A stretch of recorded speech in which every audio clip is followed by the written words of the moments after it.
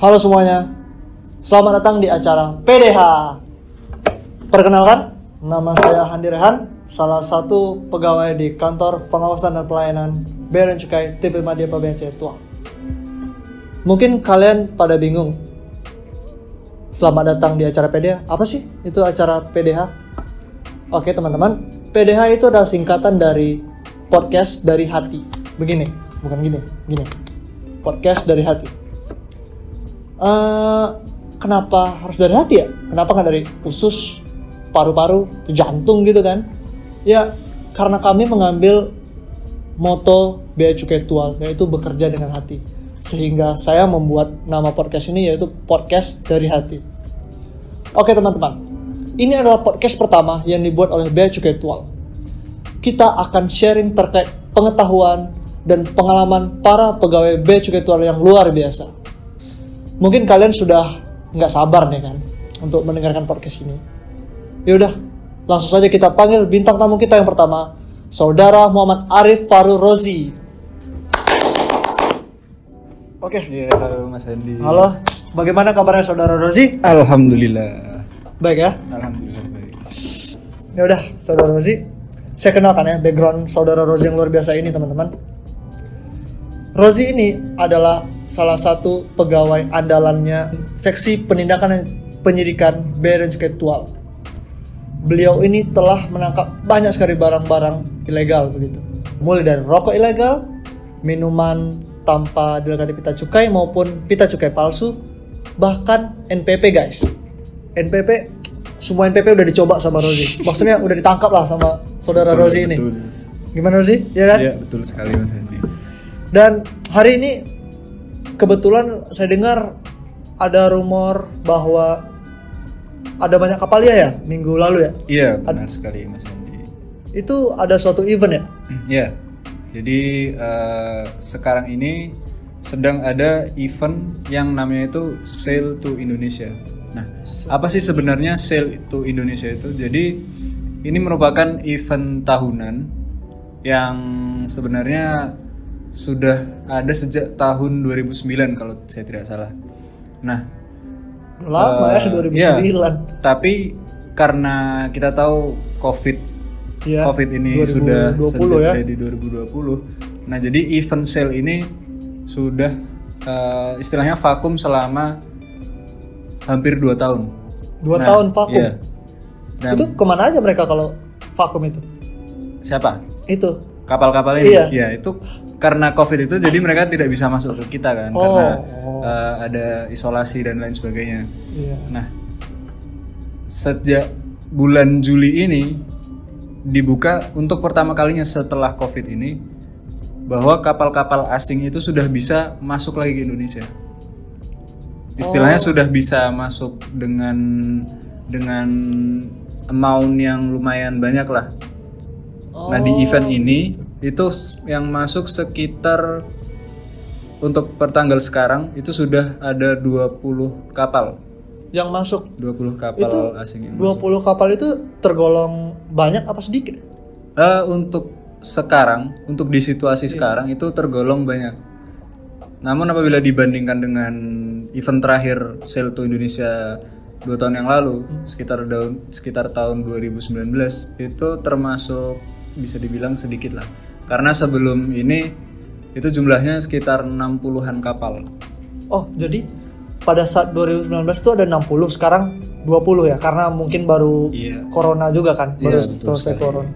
Itu emangnya Saudara Rozi sendiri yang meriksa, Bea Cukai sendiri begitu?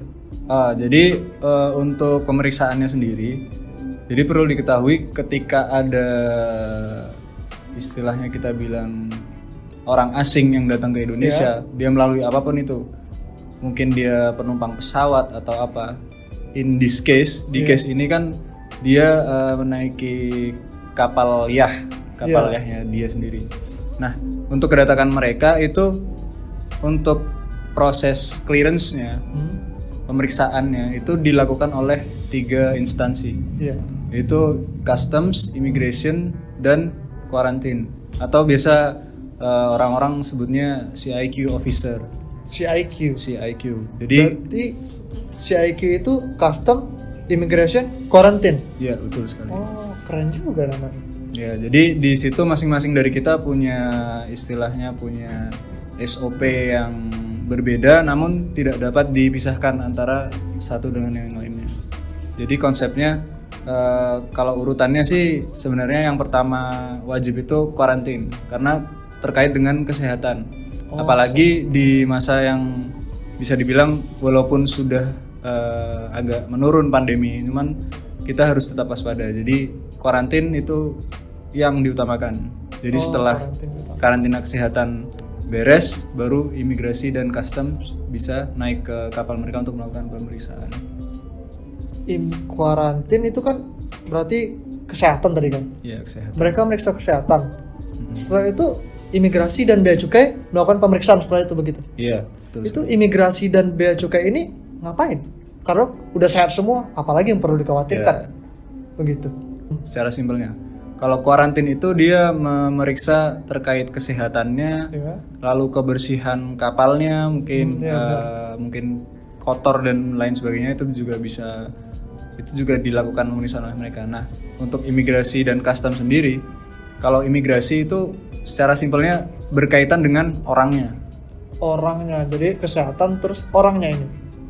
Dia enggak mengurusi kesehatannya. Kesehatan udah bagian milik karantin nih, udah clear, udah. Ya, terus? Nah, untuk imigrasi ini urus dokumennya. Istilahnya seperti paspornya. Oh, paspor. Maksudnya dokumen-dokumen tentang paspor yang kemanusiaan lah gitu. Iya, yang berkaitan dengan orangnya. Ya, orangnya. Nah, untuk custom sendiri itu kita berurusan dengan barang yang dibawa oleh mereka. Oh, barang-barangnya maksudnya kayak bajunya, kapalnya begitu itu semua termasuk, barang berarti. Termasuk pokoknya semua barang yang dia bawa ke masuk ke daerah kelebihan. Ngomong-ngomong tadi saya dengar kan Mas Rozi bilang tentang SOP ya. Iya.